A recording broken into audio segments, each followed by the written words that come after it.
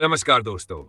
Weather analyser YouTube channel में आपका सभी का फिर से स्वागत है, जो कि भारत का एकमात्र अंडररेटेड वेदर फोरकास्टिंग चैनल है।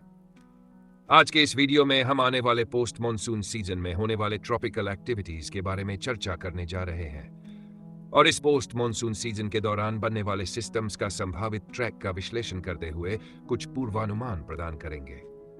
कृपया ध्यान रखें, यह फोरकास्ट सीजनल मॉडल के सुपर लॉन्ग रेंज डाटा में आधारित है, जो कि परिवर्तनशील है, लेकिन हम इस वीडियो में पूरे सही से जानकारी देने की कोशिश करेंगे।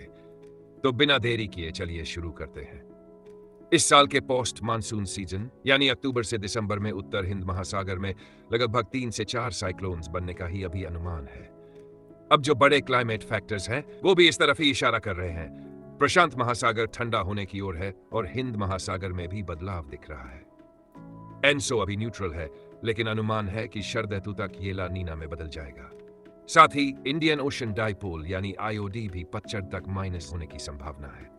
और जब ला नीना और निगेटिव आईओडी दोनों साथ आते हैं तो इतिहास गवाह है कि अरब सागर की तुलना में बंगाल की खाड़ी में ही पोस्ट मानसून सीजन में तूफान ज्यादा बनते हैं।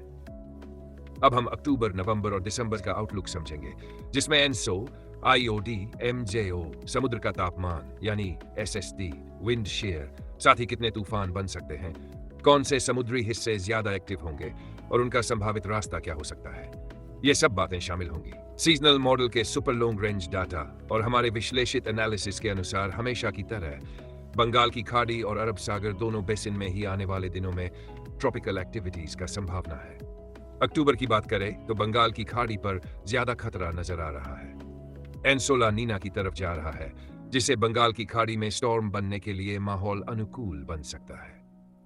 इंडियन ओशन डाइपोल का मजबूत नकारात्मक चरण लगभग 0.8 से 0.12 डिग्री सेल्सियस पूर्वी हिंद महासागर यानी दक्षिण पूर्वी खाड़ी से सटे अंडमान सागर में संवहन को बढ़ावा देगा।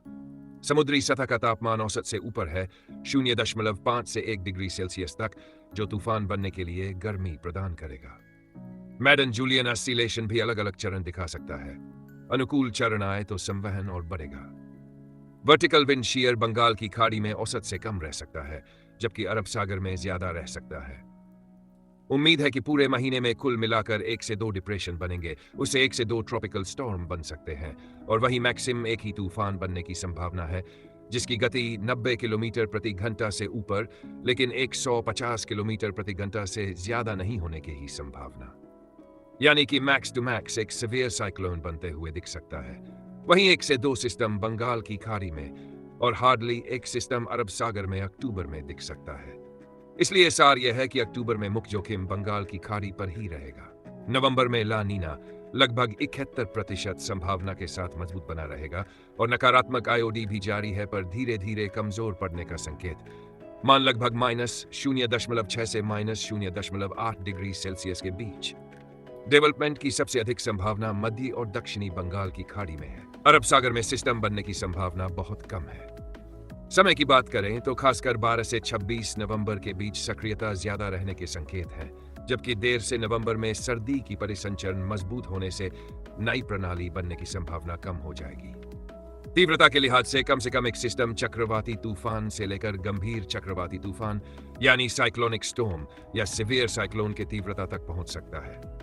ट्रैक पूरी तरह डेवलपमेंट एरिया और आसपास के मौसमी हलचल पर निर्भर करेगा। सामान्यतः पश्चिम या तो उत्तर की ओर और अगर रिकर्वेचर हुआ तो उत्तर पूर्व की ओर भी मुड़ सकता है, हालांकि इसकी संभावना कम है। असर की संभावना 35% देश के पूर्वी तट पर और 65% दक्षिणी तट पर देखी जा रही है अभी के लिहाज से।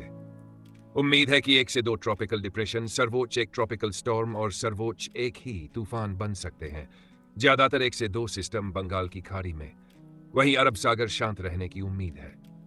दिसंबर आते आते ला नीना का प्रभाव कमजोर हो सकते हैं, जिससे चक्रवाती गतिविधि के लिए अनुकूल हालत कम होंगी। सर्दियों की वातावरणीय सर्कुलेशन मजबूत हो सकता है, यानी विंड शीयर बढ़ेगा और समुद्र की सतह ठंडी रहेगी। इन सब वजहों से तूफान बनना मुश्किल होगा। आईओडी भी न्यूट्रल की तरफ लौट रहा होगा, यानी -0.3 से -0.5 डिग्री सेल्सियस के आसपास। अभी की तस्वीर यह है कि सर्वोच्च एक डिप्रेशन या कंडीशन अनुकूल हो तो आगे चल के एक दुर्बल तूफान में इंटेंसिफाई होने की उम्मीद है।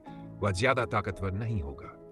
अधिकतम हवा की रफ्तार 65 से 75 किलोमीटर प्रति घंटा तक ही रहने का अनुमान है, मतलब सामान्य दिसंबर गतिविधि से कम या नजदीकी।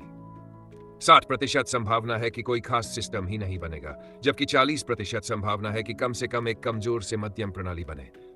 दोनों बेसिनों में बढ़ रहे विंड शीयर, ठंडा पानी और सबट्रॉपिकल हाई का मजबूत होना मुख्य अड़चनें हैं। कुछ बनता है तो वह ज्यादातर दक्षिण या दक्षिण पूर्व बंगाल की खाड़ी में बनेगा। अरब सागर में संभावना ना के बराबर। ट्रैक सामान्यतः पश्चिम या पश्चिम दक्षिण पश्चिम की ओर रहेगा, इसलिए क्लाइमेटोलॉजिकली प्रभावित इलाकों में दक्षिण भारत और श्रीलंका का नाम सबसे ऊपर आता है। ओवरऑल अगर बात करें, अर्थात ENSO, MJO, wind shear, IOD और समुद्र की सतह का तापमान का हाल अगर देखा जाए तो इन सारे पैरामीटर्स के चलते साइक्लोन या सीवियर साइक्लोन बनना नामुमकिन नहीं है। लेकिन विंड शीयर कम ज्यादा होने का और सुख हवा आने का एक टेंडेंसी रह जाता है, जिससे साइक्लोन की इंटेंसिटी पर प्रभाव पड़ता है और आगे जाकर इंटेंसिफाई नहीं हो पाता है। ऑल्सो अगर कंडीशन किसी तरह से एक्सट्रीमली फेवरेबल हो गया तो वेरी सिवियर साइक्लोन बनते हुए भी दिख सकता है। वैसे यह भी याद रखना होगा कि इस तरह के लंबे अवधि के पूर्वानुमान में काफी सारे परिवर्तन आ सकते हैं। डिसीजन लेना आपके ऊपर है, सोच समझकर आपको डिसीजन लेना है। तो यह था इस पोस्ट मॉनसून सीजन में आने वाले साइक्लोन्स पर संपूर्ण विवरण। हमें उम्मीद है कि आपको यह एक्सप्लेनेशन वीडियो पसंद आया होगा। अगर पसंद आया हो तो इस वीडियो को दिल से एक लाइक कीजिए, क्योंकि ऐसे वीडियोस बनाने में बहुत मेहनत लगता है दोस्तों। अगर कोई भी सवाल या सुझाव हो तो नीचे कमेंट करके बताएं। वीडियो को अपने दोस्तों और परिवार के साथ भी शेयर करें और ऐसे ही वीडियोस के लिए हमारे चैनल को सब्सक्राइब करना ना भूलें। आप चाहें तो हमें सुपर चैट या सुपर थैंक्स के जरिए आर्थिक सहायता भी कर सकते हैं। ये वीडियो देखने के लिए आप सभी को तहे दिल से बहुत बहुत धन्यवाद। फिर मुलाकात होगा आप लोगों के साथ अगले वीडियो में। अभी के लिए अलविदा और आपका दिन शुभ हो।